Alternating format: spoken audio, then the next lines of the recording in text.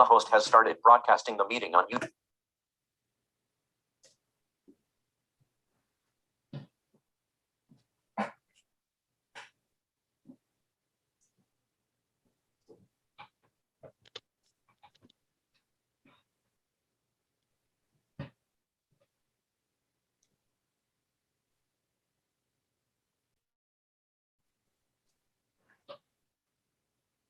Two. Okay, thank you very much for coming tonight. One. Our speaker. This is our event, online event for the Open Light Project. We are a group of engineering students who are trying to understand the visually impaired community and also to provide solutions and broadcast the stories of people who have a different way of perceiving our reality. Our professor, Dr. Asade Bosogi, she is our mentor, and is going to introduce our guest speaker as follows. Thank you very much, Homiro. Hello, everybody. Thank you for joining us or watching this video later on. This event that we have tonight is part of the series of events that we are hosting great speakers with the hope of raising awareness about the visually impaired community. So our tonight speaker is Mr. Christopher Saka, and I'm very honored to introduce him to you. Christopher was born in Philadelphia, and currently he lives in the Orlando area with his 4 kids. His area of expertise is environmental horticulture,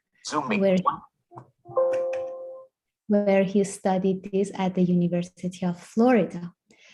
Currently, he works as a vision rehabilitation instructor, teaching independent living skills to visually impaired adults and teens.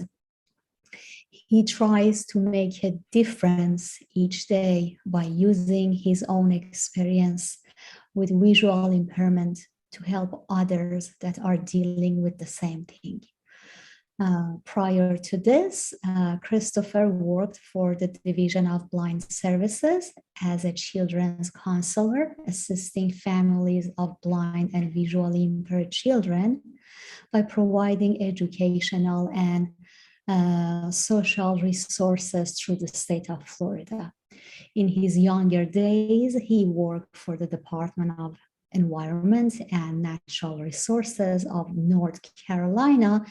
In this position, he studied arboriculture and helped to preserve historic trees on a state property.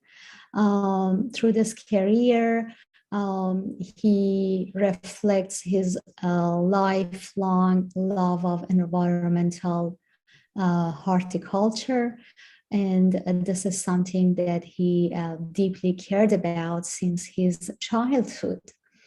He valued environment and the science of growing plants, especially the production and cultivation of trees. He lost the majority of his eyesight in 2005, but he still remained active in this field by continuing to develop educational programs for kids in environmental conservation and horticulture.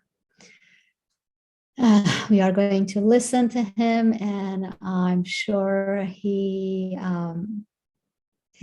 is going to tell us wonderful things about this magnificent journey that he has in his personal life. Thank you very much for, your interest to share your experience with us, Christopher. And now the floor is yours. Thank you. Thank you very much. It's a pleasure to be here. Good evening, everybody. My name is Christopher Sacca, and I'm gonna speak to you about my life and about things that have happened to me. And if at any point anybody has any questions when we're through, please ask me anything. I'm very open about that. But so anyway, I'm 49 years old. I was, as I said, I was born in the Northeast, and when I was a little kid, I was born with something called childhood glaucoma, which is an eye disease, and it's an eye disease that a lot of times older people get. It's not very common for young people to get it, but in any event, I was diagnosed with that, and I had a lot of eye surgeries as a baby to try to preserve my eyesight from that condition. And as a young child, my eyesight was never great, but it was fair. And even though I've never had perfect vision, I've never known what perfect vision would look like. So, for me, even though I was born with reduced vision, it was the only vision that I've ever known. So to me, it seemed okay. And I was, as a little kid, I had enough vision that I could do most things that kids do. I could ride my bicycle. I could read my school books and things like that. I did have, as a small child, I did have special materials in school because of my eyesight. I had large print materials. My school books were large print, and my homework papers and such were large print also, because I couldn't read normal print, but I could read large print, and I could write, but I had to write a little bit bigger than normal. So I had special paper that had bigger lines than regular paper, and the lines were darker so that I could see them. I also had a special teacher in school called a vision teacher, and that was somebody who gave me a little bit of extra help as I went through school. So if I needed help with a particular subject, that person was there to help me with that. If I needed some accommodations, they would help with that. And that those accommodations that I had as a child worked out very well. I went to a regular public elementary school, middle school, and high school. And one of the interesting things about that is that when I was in the 1970s, when I was little, there was no the mindset back at that particular time for disabled people was to put all disabled people together in a special, either a special class or a special school. And so when I was really little, it was recommended to my mom and dad that they send me to a special school for visually impaired people. And at the time, my mom and dad did not want to do that. They wanted me to go into regular public school. And looking back on that, I'm really glad that they fought for me to do that, because I had a very good childhood, and I had a very good experience through all of my school, because I got to experience all of the things that other kids experienced. And I feel like not only educationally, but socially, I had a really good experiences, really good exposure. So as I went through school, I did everything that everyone else did. The only exception really for me was when I was 16, I couldn't drive a car, but all of my friends could drive. So with them, I still got to experience all of the things that they did. I went to football games, prom, and all of that stuff. And I never felt disabled because I was with everybody else, and I never was held back by that. And because the school helped me with my studies, with those accommodations, I didn't have any problem there. So I went all the way through school without a problem. And after I graduated from high school, I went to the University of Florida. And when I went there, I studied environmental horticulture, which it's the study of plants. It's the study of how plants grow and anything associated with the science of growing plants. It could be vegetables, bushes, trees, all of that stuff. I've always loved that stuff ever since I was a little kid.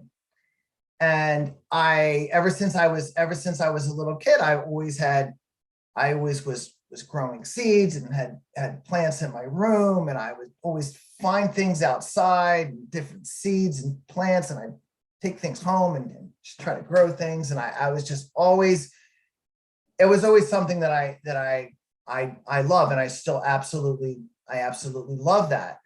So when I went to college, that was, for me, that's what I wanted to study. It was a very clear choice. And so I went and I studied environmental horticulture, and 4 years later, I had a degree in that.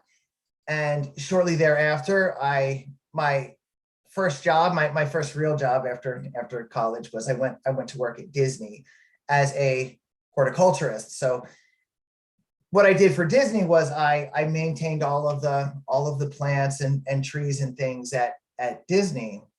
And I learned how to make, bushes that look like Mickey Mouse and stuff like that. And I learned a lot more about the commercial industry, learned how to take care of all kinds of plants. And Disney's a huge property, and there's a lot of stuff there. So I got the opportunity to take care of all of that stuff. And it was a really good experience. And I did that for about 4 years. And then after that, I had an opportunity to move to North Carolina and work for the Department of Environment and Natural Resources. And the job that I had there was taking care of historic trees on state property. So my job there was taking care of trees that were hundreds of years old, big trees. And I worked for the arbor department, which is a specialized department specifically for the care of trees. And I worked on a crew. Has joined the meeting. And I would climb trees, and I would trim them and make them look nice. And that was one of the best experiences of my life. I worked in my office was the mountains, so to speak. I worked with a group of people. The state owns vast property, and we went out every day and we looked around, and we looked for trees that needed some help. Maybe they had some disease or some damage or stuff like that. And we went in and took care of that, cut them, make everything look really nice. And I did that for 5 years. And, like I said, looking back, that was probably one of the best experiences I've ever had, because it was doing exactly what I loved. What I didn't anticipate was when I was 29 years old, I had some complications with my glaucoma. So my whole life, the disease that I was born with was relatively stable. But when I was 29, it really started to get, it started to progress. It was in remission for many years. And then it started to progress. And due to some other medical stuff, I ended up losing quite a bit of eyesight in a really short period of time. And I was in a situation where I really couldn't continue with that line of work anymore because of the danger factor. I worked around very heavy equipment. A lot of that work is relatively dangerous because of the because of climbing really high off the ground and cutting branches that are extremely heavy, and all of that equipment and all of that stuff, and running chainsaws and cranes and stuff like that. So I knew that I wouldn't be able to stay in that particular job because of my vision. And so I had to reluctantly resign my position there. And I moved back to Florida because my parents were in Florida. Florida's always been my home base. And because I really didn't know what to do, I figured I would come back to Florida and regroup, try to figure out what was going to be my next move. To say it was a difficult time was an understatement for me, because like I said, I had to give up something that I absolutely loved, and I really couldn't see very much at all. And I didn't know what I was going to do. So I got connected with an organization called the Division of Blind Services. And this is an organization that's statewide. It's part of the Department of Education. And their specific purpose is to rehabilitate people that are either blind or significantly visually impaired, help them to acquire new skills and get back on track and help to find gainful employment. So for me, that's exactly what I needed. I had no job at that time in my life. I had 2 little kids. I didn't really have a way to support them. So I got registered with them, and they helped me to retrain for my next chapter of my life. So they helped me to get some new technology. They taught me how to use the computer. I knew a little bit about the computer, but I really didn't have a good understanding of it. Taught me how to use the computer. Interestingly, they taught me how to type on the computer, and I went my whole life typing, but I always type by looking, and in an instant I didn't have that luxury of looking anymore. So I went from being able to use the computer to not being able to use the computer, because I never memorized the keyboard like I should have done as a high schooler. I always type with looking, so they taught me how to type without looking. For somebody that can't see, that's extremely important to do that. So they did that. I continued with my training. They taught me new job skills, new everything. And after I finished my rehabilitation program with them, my next job after being in environmental horticulture was I got a job as a child advocate. And a child advocate is somebody that, well, my particular job with that was when small children were born, small children with disabilities, I was the social worker who went to their house or to the hospital and got those families connected with social services so that their little son or daughter could do what I did, which was go to school and get support services for their school and get whatever it is that they need so that they could have a normal childhood and go through school. And at first it seemed like it was different to me, because my whole life was centered around one very specific trade, and I had never really thought that I could do anything different. So to have a completely different job in a completely different industry, I didn't know what to make of it. But it turned out to be okay. And after a short time, it became something that I really began to enjoy, because everything that I saw, everything that I did was very relatable. Seeing other children that were born with different visual impairments, it kind of reminded me of, that situation reminded me of my situation and what my mom and dad had to do for me. as a little kid, which was get me connected with services. So now here I am doing that for other people. And not only did I really begin to enjoy it, but I really began to get good at it. I started to recognize that I had more than one talent. I could do other things, and I had a real good rapport with people. I look forward to working with the moms and dads out there, and I ended up doing that for about 6 years or so. And after that, I got recruited by another school for the blind called Lighthouse of Central Florida, and they asked me if I would come work for them and teach. And here again, it's something I never thought of. I never thought of myself as somebody who would do that. But I went and I moved over, changed jobs to that school, and I started teaching. And I started teaching, this time not young children, but older people. I started working with older people that had limited vision, and I taught them independent living skills. So what my job was there was to teach people that had become blind in their later years how to continue living.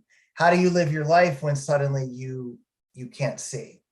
So instead of working with the little people, I started working with seniors and older adults.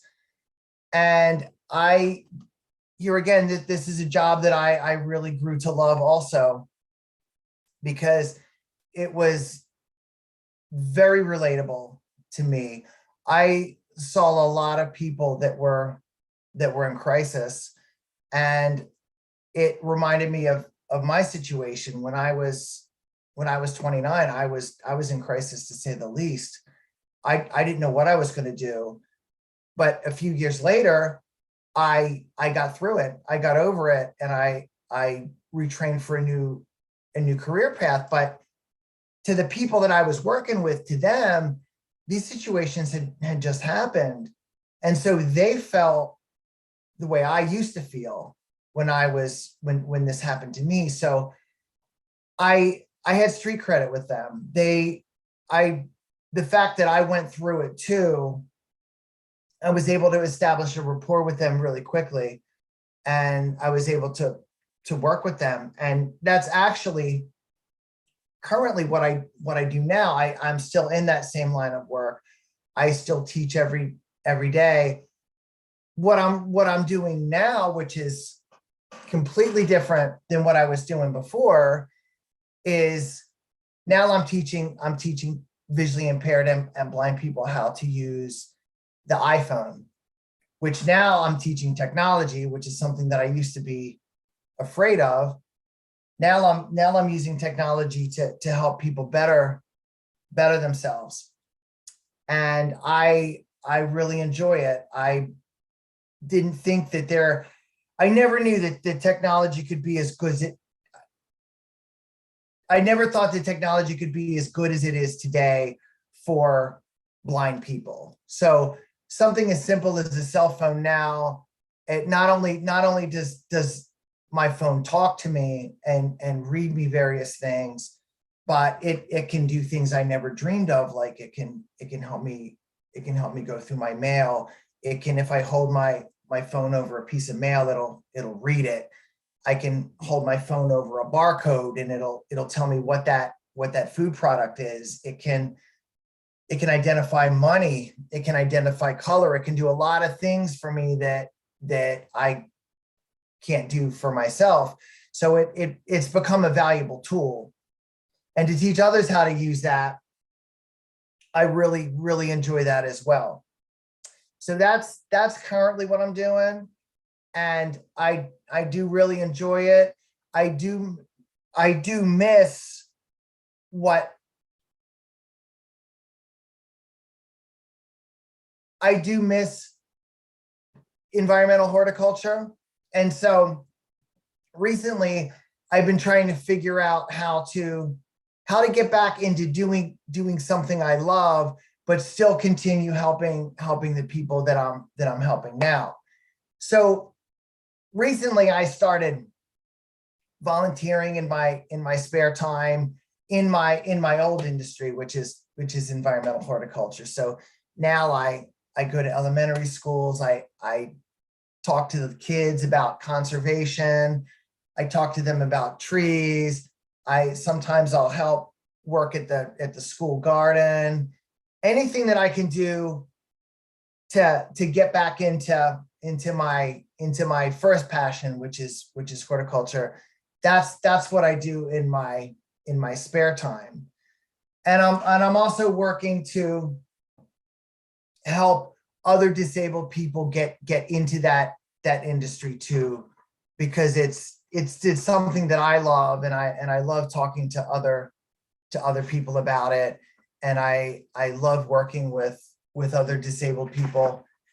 And one way that I've been able to combine what I do now with what I used to do is I started doing something called sensory gardening, which it's a special kind of gardening where you choose very specific plants that have characteristics that can be enjoyed not only by the general public, but also by people who don't have any vision.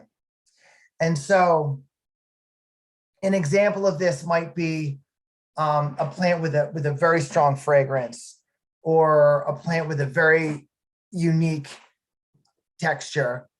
And now I'm starting to garden with these plants and use them in a way where blind people and regular people can go and look at these things, but explore. Even though somebody might not be able to see this garden, they can go through and they can touch everything, or they can use their nose or other senses to gain an appreciation for that. And that's been a really big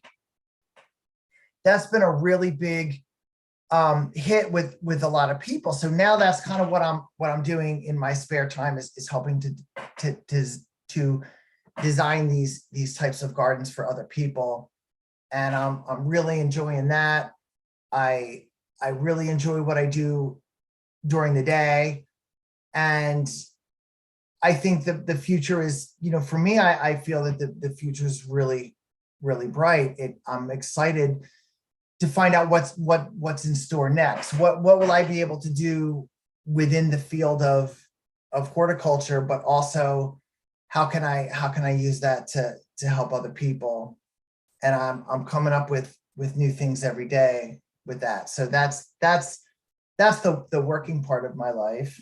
And I should mention too that I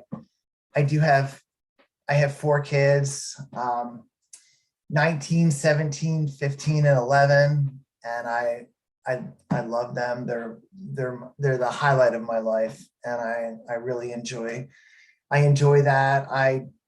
I love watching my kids go through high school. And I have one kid in college and one kid in elementary school. And I've been having a really good time with them and being with them and helping them and all of that. And they're a really big help to me, but I'm also independent too. And I always try to be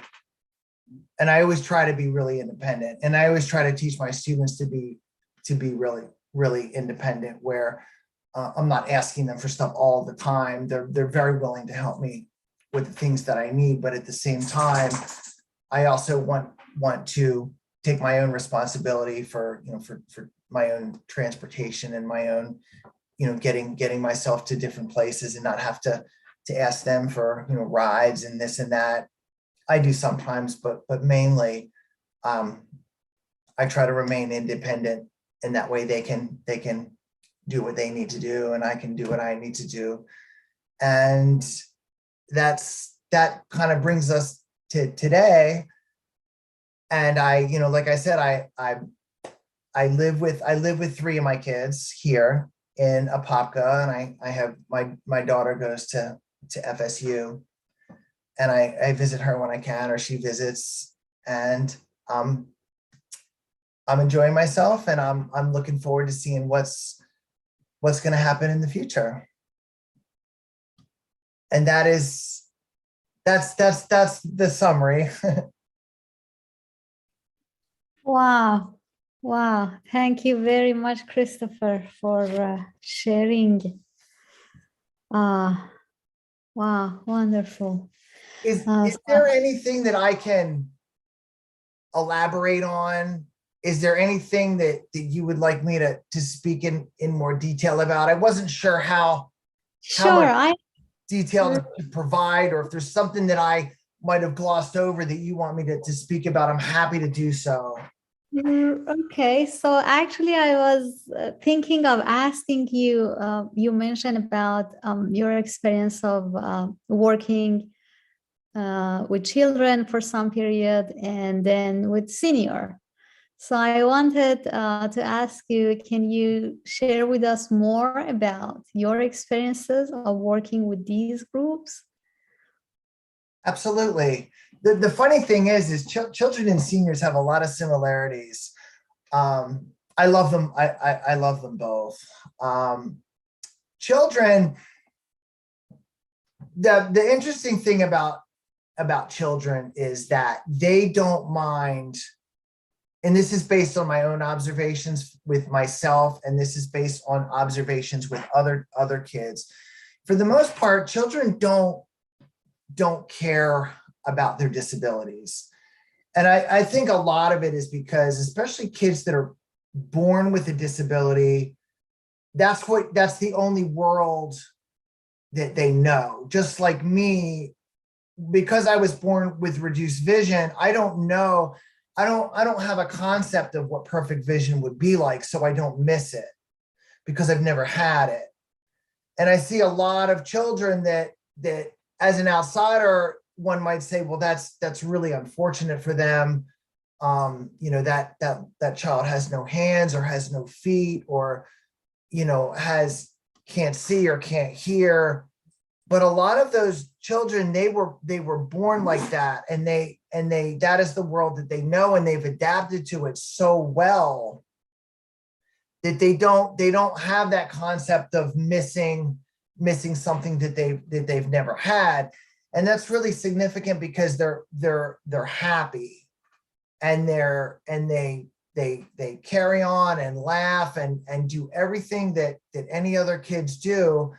When little kids come to our school, many of them are blind and many of them are multiply disabled, but you would never know it to listen to them, because there's no difference between what they do and what you would see any other kids do. They play the same, they laugh the same, they're the same.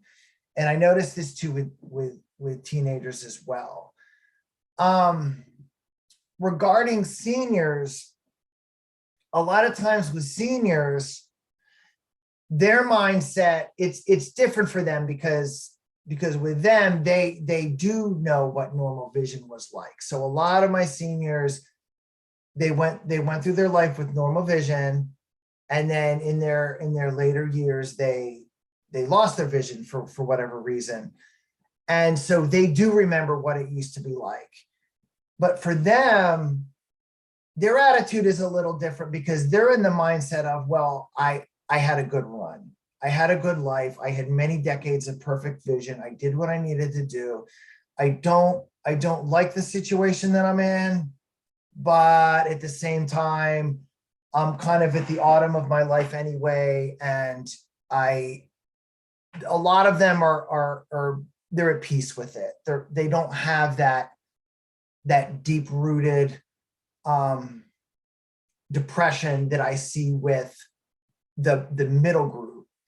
The middle group is young adults, and this, in my opinion, this is the toughest group, because these are people that are in their 20s, 30s, and 40s that due to whatever complicated, could be anything. It could be a stroke, it could be a disease, it could be a gunshot, it could be anything. But these are people that had normal vision at one time, and then now they do not. And a lot of people in this group are in crisis. I know that when this happened to me, I was in crisis. Because I had a job, I had a plan, I thought I had everything worked out, and then in an instant, everything is turned upside down. So now I have, at that time for me, I have no job, and now everything that I spent my whole life studying, at that time I thought I can't do this anymore because I can't see what I'm doing, and I was a mess because I didn't think it was going to be all right. And the people that I see in this age group are very much like I was, which is they're angry, they're sad, they're in a mindset where my life is over. I don't know what I'm going to do. I don't know what's going to happen. And because I went through that, I feel like I'm in a very ideal position to work with them because to them I feel like I'm proof that it can work out. It's your life isn't over. You have no choice but to move on. It's not ideal for anybody, but you have no choice. You have to move on. And so when they come to my class, I am very eager to show them the skills that really got me back on track. All of that stuff, which is, the things that we do every day. If suddenly you lost the ability to see, every little thing that you never thought about now seems unsurmountable. I mean, it's like things you never used to think about, like finding your shoes. Where are they? Find them, put them on, tie them, reading the newspaper, making breakfast. You go into your pantry to select something to eat. Well, if you can't see, how do you even know what you're selecting? And even if you do find what you want, how do you know how to make it? How do you know where all the stuff is in your kitchen to make it? How do you turn your oven on and know that it's the right temperature? How do you put the food in and know that it's cooked when you take it out? What do you do when you leave your house, when you open up your front door and you can't see anything on the other side of it? How are you going to find a job? And if you find a job, how are you going to get there? And how are you going to use a computer to do your job? Or how are you going to do your other job duties? These are all the questions that this age group has. This is what we call the working age adults. And that's why this group is so hard, because these are all people in the prime of their life with careers and families and a plan. And suddenly now it's your whole life is questioned. How am I going to raise my kids? How am I going to help with their homework? How am I going to do this? How am I going to do that? And the whole science of teaching independent living skills to them is showing them that, everything you do, there is a workaround for that. I can't, when I go into my mailbox, I can't open up the mail and read it like I used to read it, but I have a machine that does that. I can take my mail and put it on a machine, and the machine will read it. I can use my cell phone to read it. There's always a way to work around things. And that's what I do during the day, is as I show people how to work around that. And, like I said before, it's only recently that something as simple as a cell phone has become such a valuable tool, because a lot of times when people lose their eyesight, the first thing that happens is they're just disconnected from any kind of social media, any kind of anything with other people. How am I gonna call my mom, my dad, my brother, my sister? How am I gonna send a text message? How am I gonna communicate? And the cell phone and the computer has so much technology built into it that now these devices talk to us, and they tell us what's on the screen. And now they've gotten so modern that now we can verbally respond with our words, and the computer can interpret our words and turn our words into text messages and do all kinds of things that just really make people's lives easier. And I get a lot of, it makes me feel good to help other people with that, because it just reminds me of me when that happened to me. I really didn't know what I was going to do. And I work with a group of people that showed me all this stuff. Now I'm showing them all of this stuff. And I do enjoy it a lot.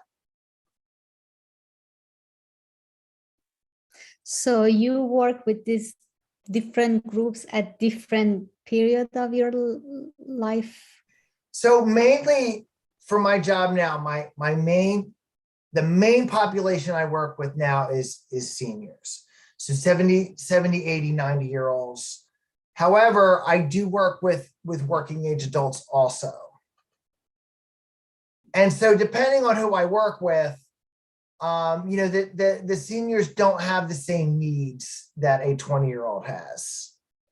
Their needs are different. Their needs are mainly just to be independent and have the ability to just do what they want every day, minus the employment part. The younger ones, it's all of that stuff plus job skills. So I help them with that also.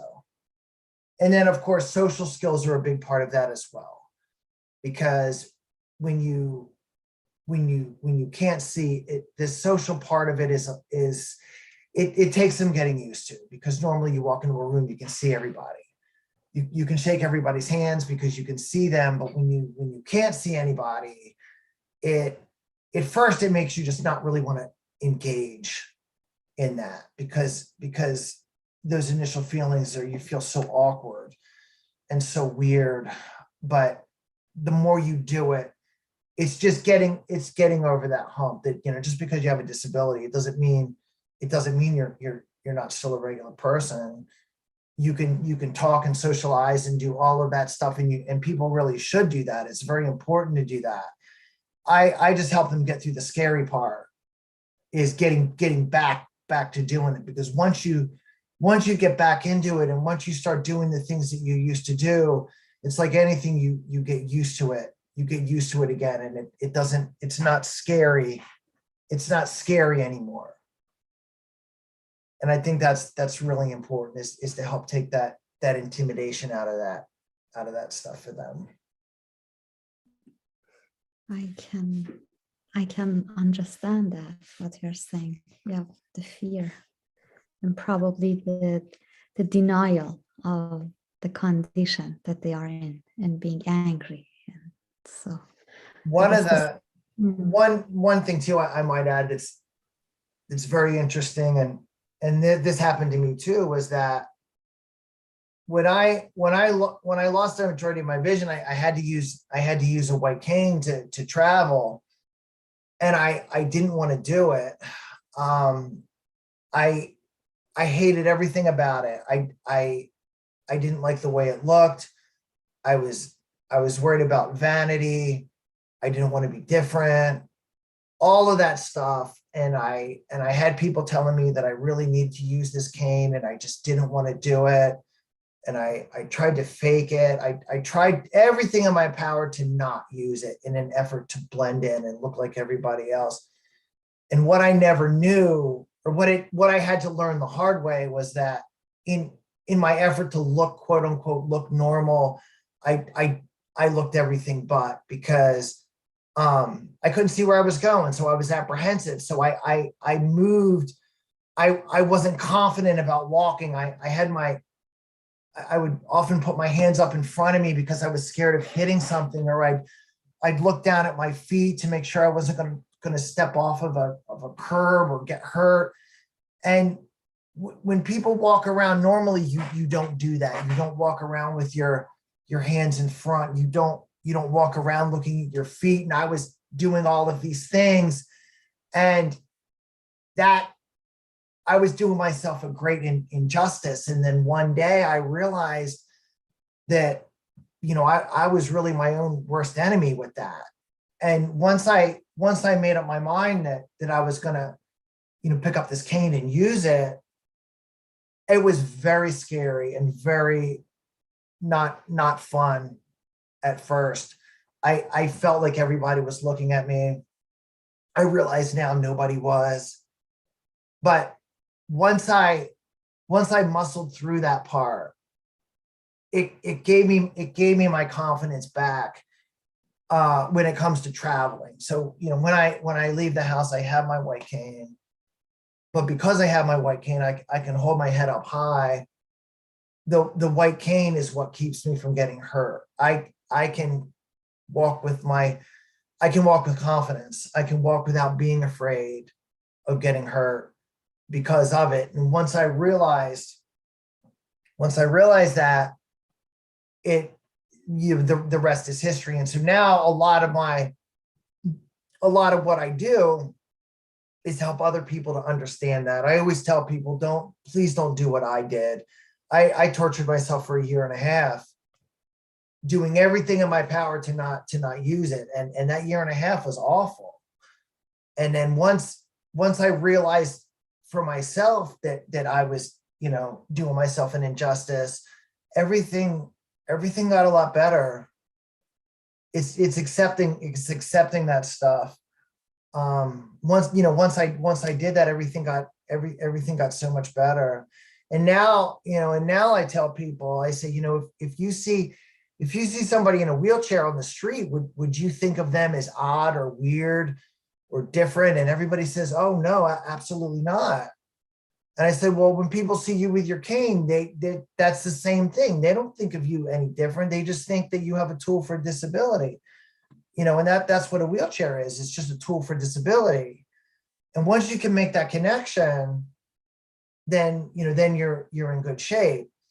But the one thing I realize as an instructor is that you cannot force people to think something. They have to realize it for themselves. And that's why a lot of times you'll hear people refer to blindness as a personal journey, because you could give somebody all the good advice that they could ever need.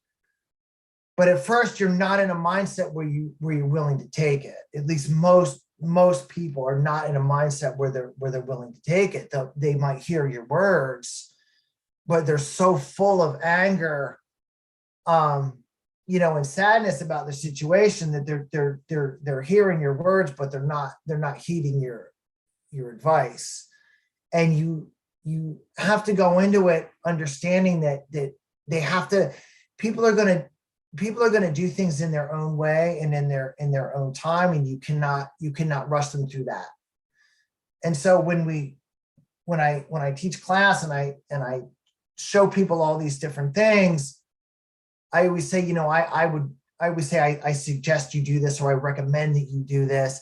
I never tell people you have to do this or you have to do that, because if you're not ready in your mind, it's not something you can do. You have to be ready in your own mind. And so I try to support people with that. And it can be frustrating because I want them to just use it because I know how good it's going to be. But then I think, well, I didn't want to do it either. So I know how they're feeling. But with that constant positive reinforcement and stuff like that, eventually they will accept it. Encouragement goes a long way in those situations. So once they accept it, it makes me feel good, because I know how good I felt with that. Thank you very much for the wonderful explanation. Homiro, do you want to see if our audience on YouTube have questions, or you have questions for Christopher? Okay, so let me see. I have one question for Christopher. So you mentioned that before you had some vision. It was not perfect, but it was some vision. And when you at 29 years old, you lost your vision, like almost just completely. How is different the education for a person with low vision with respect to a person who was born completely blind? And if there is something that you would like to learn in the past that you didn't learn? So if I please tell me if I'm not answering this correctly. People that are born with no vision do not go through that same journey regarding blindness that people do that used to be able to see. So the people that I know at my workplace that were born blind, to them, there really is they don't have a sense of loss of any kind. Because to them, eyesight, the whole idea of eyesight is a curiosity. They move around so efficiently that a lot of people that I know that were born without vision, you would never know it to watch them move and do things, because they do it. They're so adapted to it because they grew up. Their mind and their senses have developed without the sense of sight. So everything else they're just more perceptive and more keen about so many things. And so for them, it's not the same. It's not the same type of journey, because to them, everything is consistent. Their life, the way they perceive the world is consistent. There is no sense of loss there. For me, I think I feel the same way as a normally sighted person would feel losing their vision, because I went from pretty much lousy vision to no vision. When that happened, I definitely noticed that change, because I was so adapted to living my life with reduced vision that to me, I felt no sense of loss whatsoever. Even with driving, I've never driven, so I don't miss it. Now with my seniors, I can tell you that the first day of school, I always say to them, what is your biggest sense of loss that you feel when after you lost your vision? What's the biggest sense of loss you feel? And 90% of them will say, I miss my car. And that's one thing. I don't have a concept of that. I've never had a car, so I don't miss it. I've always used alternative transportation. So to me, that's my normal.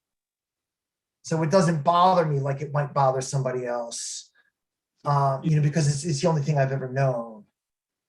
Did I answer your question?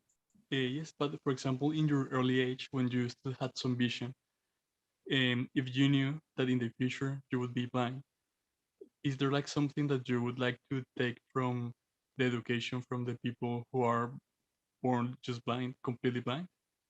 Do you think that there is something that you wish you could have learned if you knew that in the future you would be blind?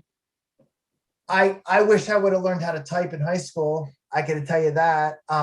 Because when I was a high school student, it was recommended to me, hey, you're going to go to college. You really need to learn to type the right way, which is typing without looking, because even people that can see perfectly, any good typist doesn't look at the keyboard because it slows you down. And so at that time in my life, I never knew I was going to be in this predicament. But it was recommended, you really ought to learn how to type. And I'm like, oh, I didn't want to do it. I had my mind made up. I didn't want to do it. And then when I got to a point where I could not see the keyboard at all, I went from being able to use a computer to absolutely can't do anything with it. So at that point, I had to do it. I had to learn it. But, on the other side, I'm glad I didn't know what was going to happen, because I would have been so full of anxiety for years and years and years that I wouldn't have been able to enjoy what I had as a younger person. So I would not have wanted to know. I don't think that would have been too good. But hypothetically, if I did know, I would have learned. I definitely would have learned the computer earlier. Is there like any special type, maybe like some keyboards with some Braille on top, or a special Perkins machine that you think it would be useful?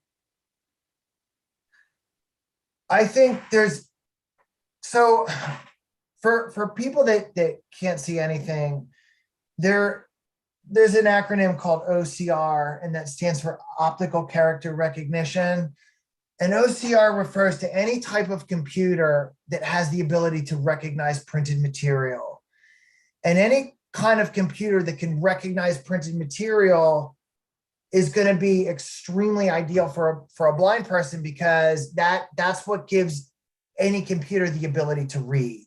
So like a cell phone or a personal computer, if it has OCR capability, it means that device can read. It can be somebody's eyes. It can read text to them.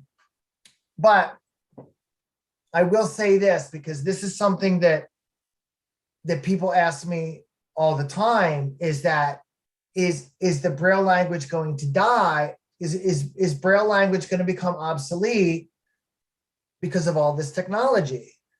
And the answer is no. And the answer will always be no, because for somebody like me, I went through school the traditional way. I learned to read and write in elementary school by using my eyes to view printed material. So I learned how to read and write.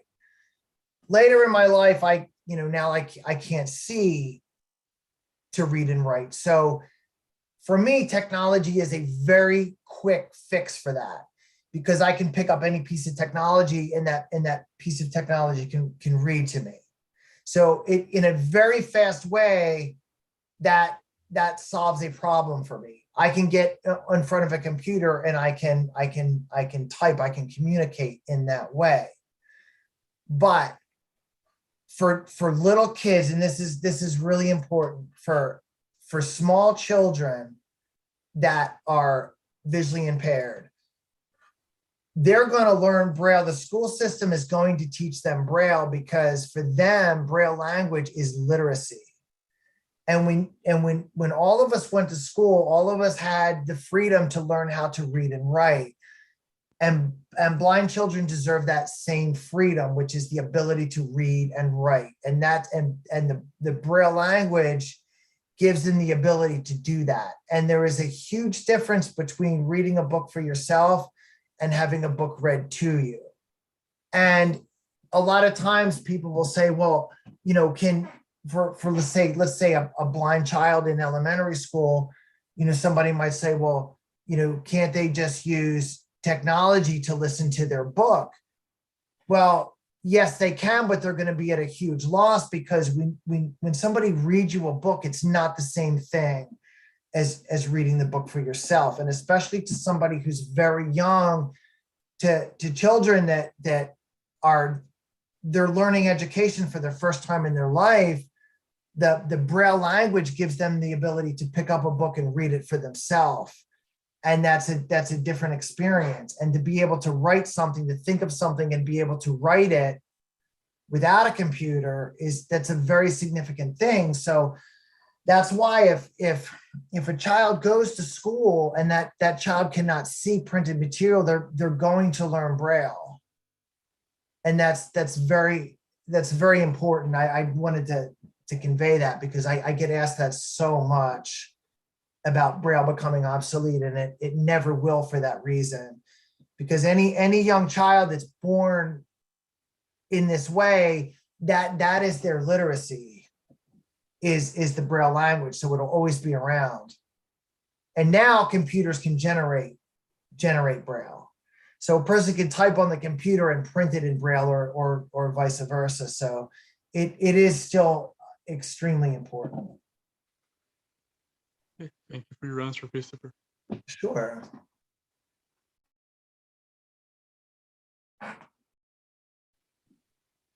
Anyone has any question? I don't have any further question. Do we have question from our YouTube? We have a question from YouTube. Mhm.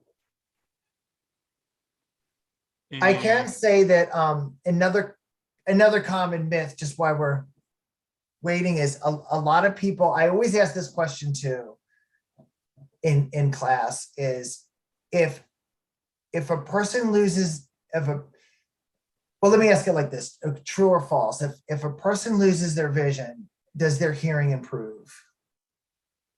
What do you think about that? I think with time, with many years. I think that, well, I feel that is true, but I don't know. Okay, so most people respond in the way that you responded, which people will always say, oh, that's absolutely true. And the reason I always ask that question is it's kind of funny because it's not true. When you lose your sight, your hearing does not improve. If anything, it's like anything else in your body. As you get older, everything is getting worse. So if anything, your hearing is getting worse, gradually. It's definitely not improving. But why do people always think that? And the reason that people always think that is because blind people don't hear better. They pay attention to the stuff that they used to ignore. So to an outsider looking in, it's like, oh, this person can hear so well. No, they can hear the same as you, but they're paying attention to stuff that you used to not pay attention to. So for instance, if I'm in a public place and let's just say I'm in a public place and I need to use the restroom, but I have no idea where the restroom is. A lot of times if I just stop and listen, I can hear the hand blowers being used at a distance enough. I can hear it enough that I can usually gravitate in that direction, and I can, a lot of times find what I need to find, but most people would never notice that because it's just an obscure sound that, every day we hear so many sounds and we have to discriminate between sound that's important and sound that's not.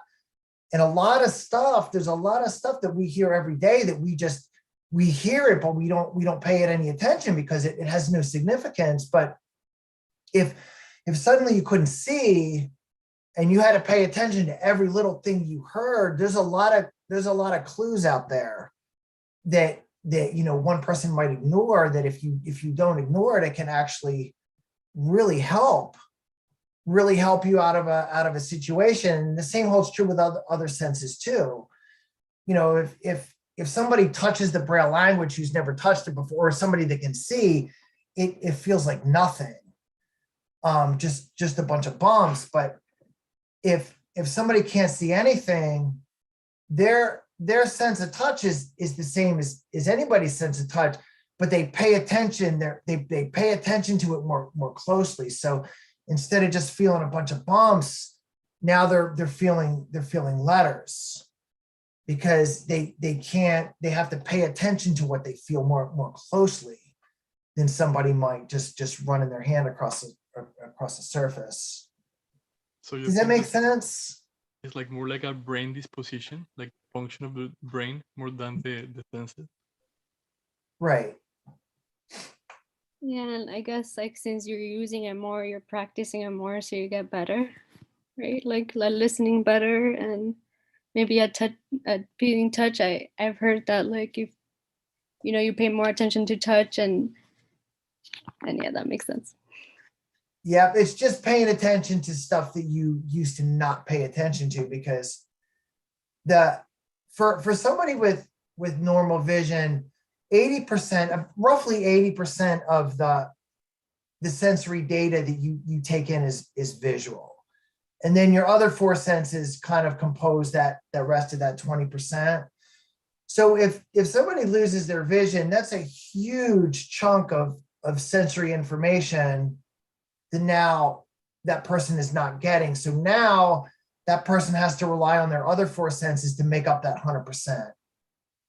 Something that used to be just 20% of what you took in now has to become 100% because you don't have a choice. And so that's why a lot of times it looks like, oh my God, that person can hear so good. No, not really. They're just paying attention to every little sound.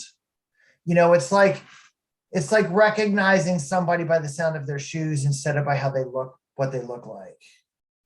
Because normally you see somebody, you see their face and you recognize them. But if you don't have the luxury of doing that, and you really start to pay attention to people's shoes, you could tell certain people by their shoes. If certain people wear certain types of shoes all the time, you could tell by the sound and the sound that it makes when they walk. It's just like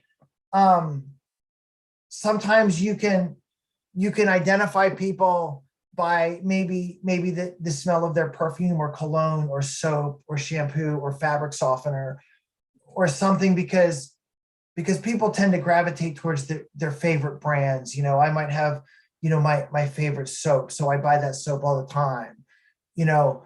And so if I have my favorite soap and I always wash my clothes with my favorite soap, well, then my clothes might smell like Tide, for instance, if that's my favorite thing. Well, you know, you can pick up on that when people are around you, but a lot of times when you see somebody, you don't pick up on it because you don't need to. You see that person's face and you know who they are, and then everything else you just don't really pay attention to it. But if you couldn't see them and you start paying attention to everything you experience, you know, then all of a sudden the smell of somebody's fabric softener becomes significant.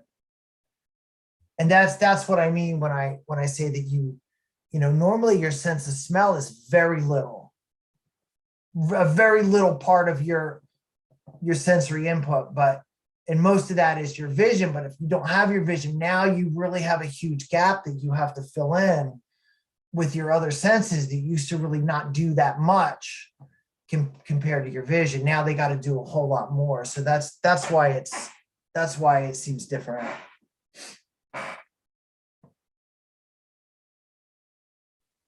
So it's like the world is experienced in a different way, completely different. Right. That's very interesting, and to understand how it's not that the ear gets better, but the people pay more attention and how they concentrate and get more information from the senses that are working well. So, And that's the whole thing too with sensory gardening, is that, you know, normally most people will walk through a garden and they'll look around and they'll just see a bunch of green leaves. Like everything has green leaves and everything kind of just looks like a bunch of green, you know, a bunch of green plants everywhere.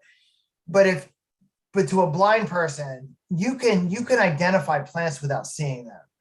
And the way you do that is you know, leaves feel different. Every leaf feels different. Some leaves feel really waxy. Some leaves feel like sandpaper. Some leaves have sharp edges. And then to take that a step further, a lot of times if you take a leaf and you crush it, that releases the oil that's inside the leaf.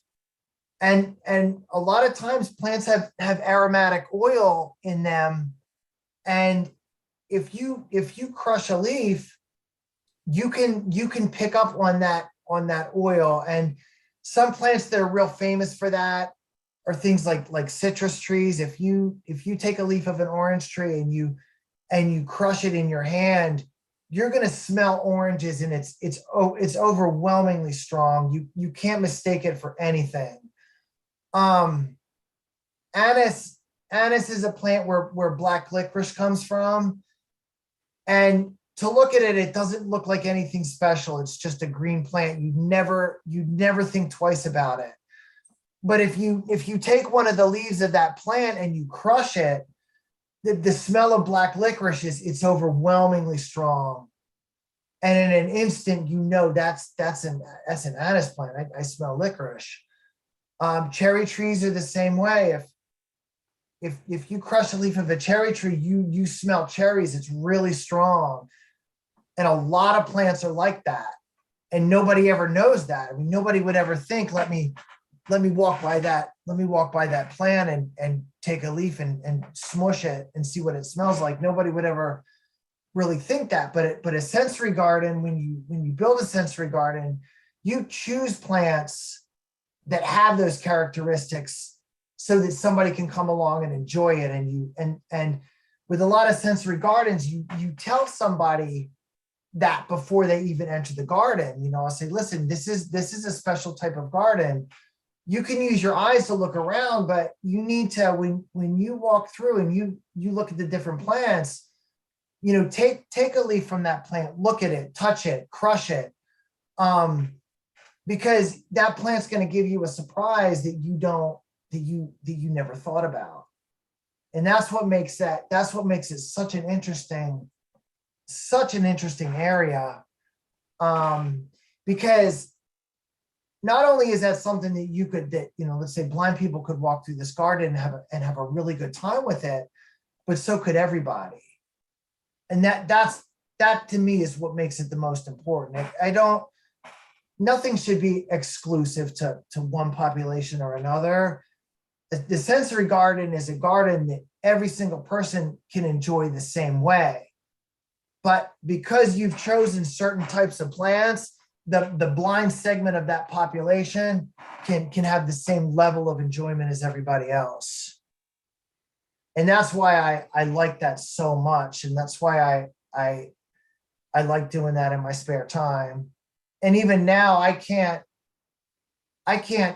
climb trees and trim them anymore, but I can still grow them. And a lot of times I grow trees for fun, and then I'll go to an elementary school and talk to the kids about conservation and give them all little trees in Dixie cups that I grew, the year before.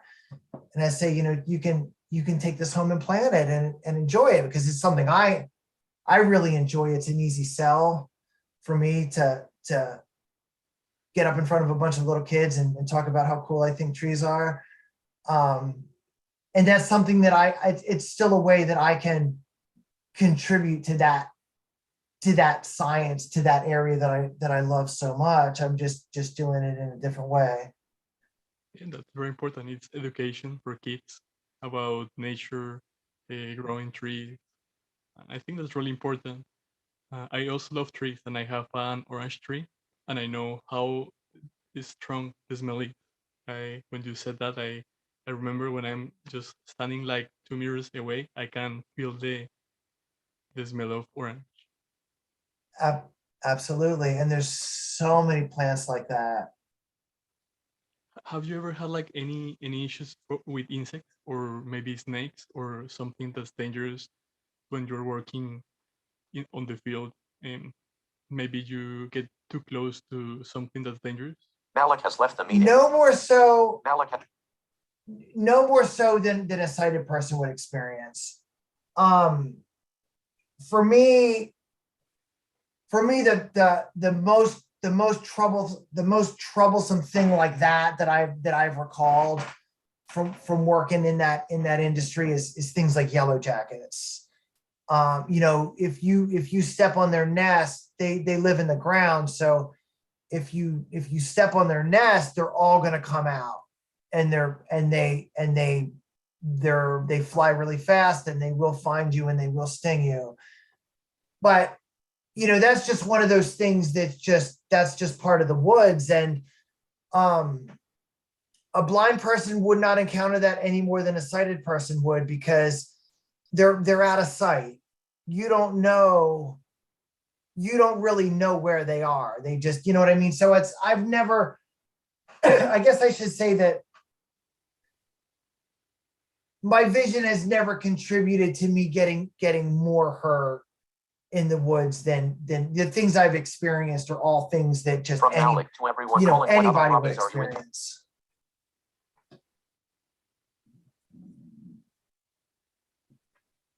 I have a question. Chris, thank you for being here. And I just wanted to ask, do you think you appreciate perhaps nature more now? Or do you think that sometimes people that have vision forget to appreciate those things? And it's because maybe we're just relying too much on our eyes, and we have to see beyond just one sense and remember about touch and hearing, I don't know, hearing the waves, or the small things that I guess sometimes people with vision forget. Do you think that has helped you in some way, or do you appreciate it more? I appreciate it on a deeper level, but for me, the reason that I'm so into the field of environmental horticulture doesn't really have to do with seeing or not seeing. For me, it's the complexity of how everything just works it's just so fascinating to me from a biology standpoint. When I think of everything on a cellular level, how something is made of cells, and each cell is its own living thing, and now you have all these living things together that make up a bigger living thing. And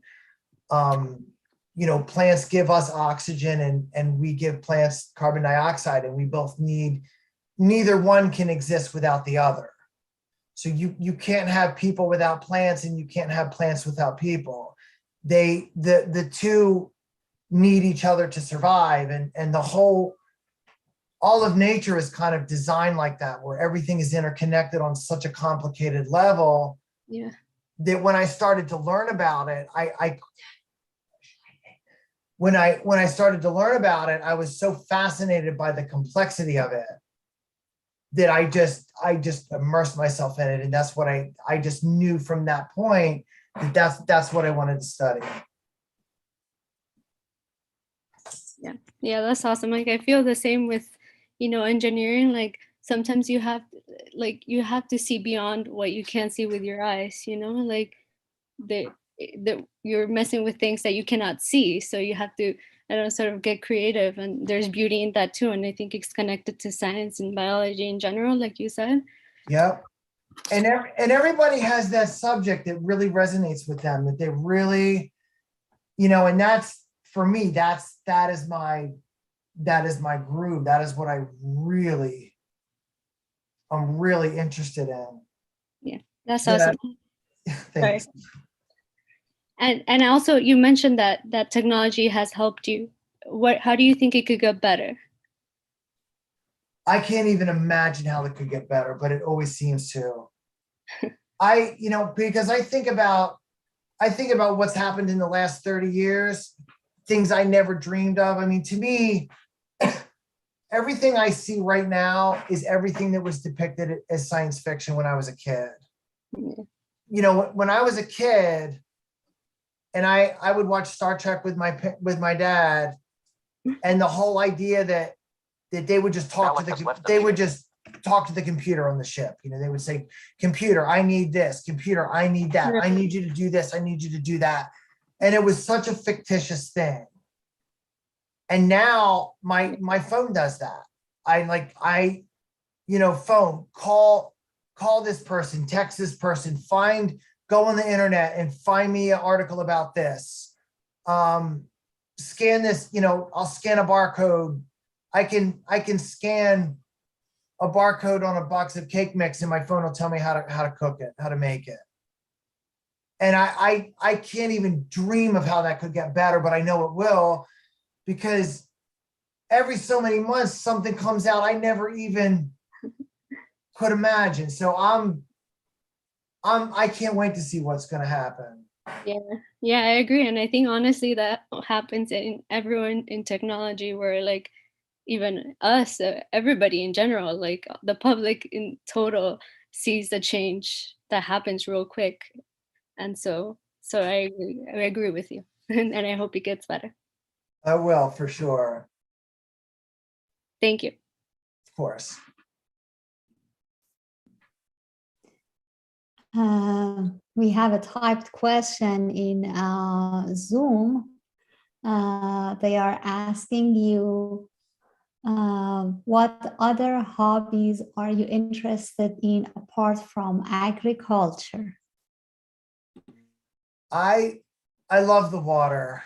I love being outside, and I guess if being in the water is a hobby, that would be my hobby. I love being in the ocean. I love swimming. I love going to the springs. I love being in the woods. I used to love riding my bike. I used to love to ride my bike. I can't ride a bike anymore, but I recently experienced a tandem bike. I've never done that before. That was pretty wild. So that was pretty interesting to me. I still like hiking. I really, to me, I like any activity associated with outside. I could be outside all day and not think twice about it. So anything with that, and at the same time, I like to go out to eat. I like to carry on with my friends and go into the city and have a good time, there also. I've never really, I can't say that ever since this has happened that I've stopped doing anything that I used to do before. I do all the same stuff. I just, for some of it, I just do it in a different way. Thank you very much. I guess we are getting close to the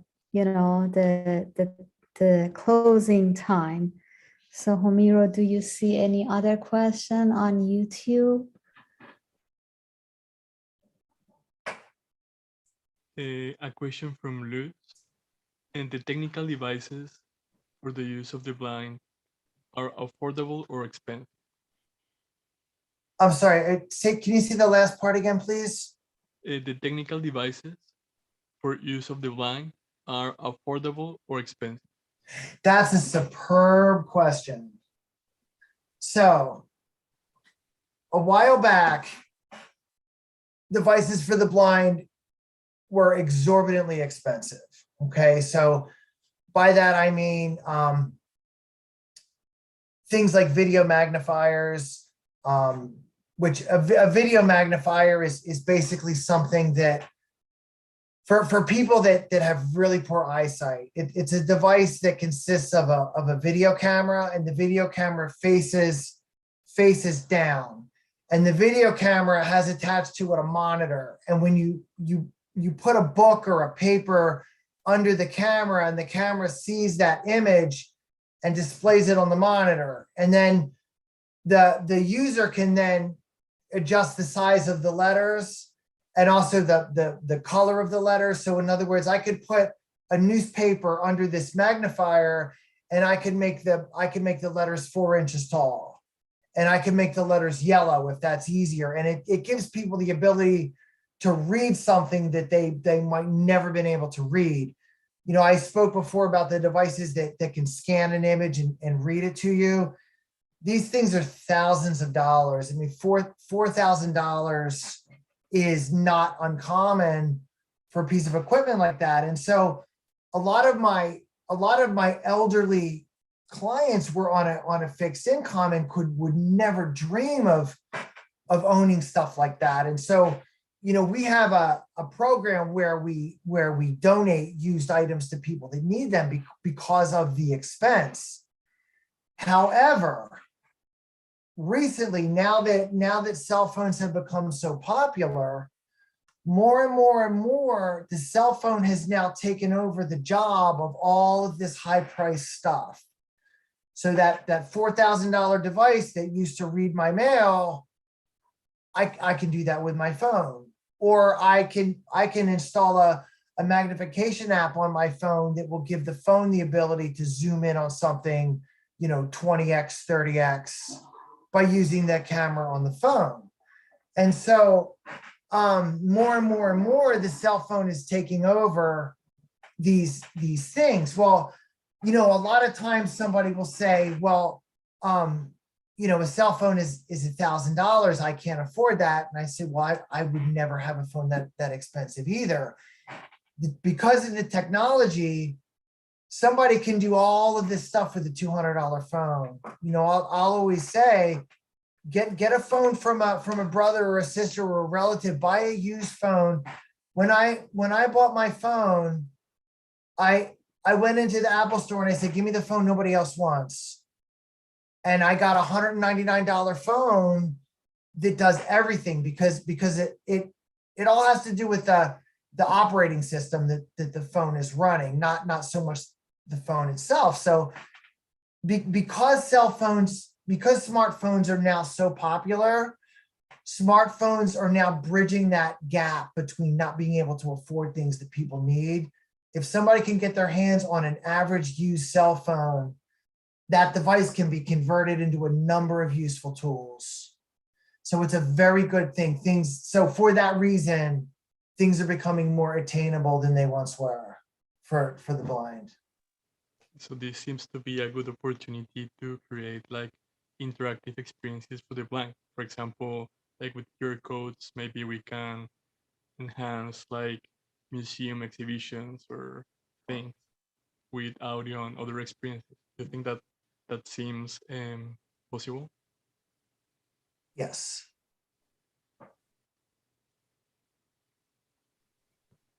Thank you very much. So I guess if there is no further question from YouTube and the audience here, we can close our event tonight. Christopher, it was wonderful to get to know you. And thank you very much for accepting our invitation and speaking to us and sharing your personal journey with us. Thank you very much. And I wish the very best for you in your continued personal journey. Thank you so much for the invitation. I really appreciate it. It was a pleasure to be here, and it was really nice to meet you and everybody. Thank you so much. Yeah. And also I know you mentioned that you that you know a lot of plants. Do you ever do like anything for UCF, or do you ever go to the arboretum or have like maybe talk about like those type of plants, the sensory plants? You know, I would love to get connected with that kind of stuff. Yeah. Yeah, I guess maybe Homero has your email, or can we get your email, or I would be happy to do that. Yes, he does. or So how does that work? he is more than welcome to share that. Okay, or what do you prefer? Do you prefer something else, like to contact you? That's a great way. Okay. And I think we maybe we could Christopher could plant a tree in the name of inclusion and the work that we're doing for the visual community and awareness. I would love to. Message. Meeting information on YouTube button. Mute. Current great. audio settings button. Start my video. Alt planter. Video now started. Stop my. I would love to do that. Yeah, that would be great. Thank you. Thank you very much. Thank you very much. Again, it's my pleasure to be here. I thoroughly enjoyed this. Bye. Have a good night. Hello. You too. Thanks so much. Good night. It's Good only night.